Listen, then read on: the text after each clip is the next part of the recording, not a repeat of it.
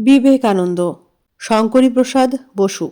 মানুষ জন্তুর হুহুঙ্কারে বিচলিত বিপর্যস্ত রবীন্দ্রনাথ তার জীবন প্রান্তে পৌঁছে অস্বীকার করেছিলেন শান্তিবাণী প্রচারক রূপে তার বিস্তৃত পূর্ব ভূমিকাকে। শান্তির ললিত বাণী আর তিনি শোনাতে চাননি। ডাক দিয়েছিলেন তাদের যারা দানবের সাথে সংগ্রামের জন্য ঘরে ঘরে প্রস্তুত হচ্ছিল।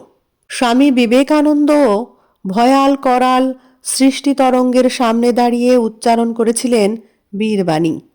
জাগো বীর, ঘুচায়ে স্বপন, শিয়রে সমন, ভয় কি তোমার সাজে, দুঃখ ভার এ ভব ঈশ্বর, মন্দির তাহার এত ভূমি চিতা মাঝে, পূজা তার সংগ্রামে অপার, সদা পরাজয় তাহা না ডরাক না তোমা, চূর্ণ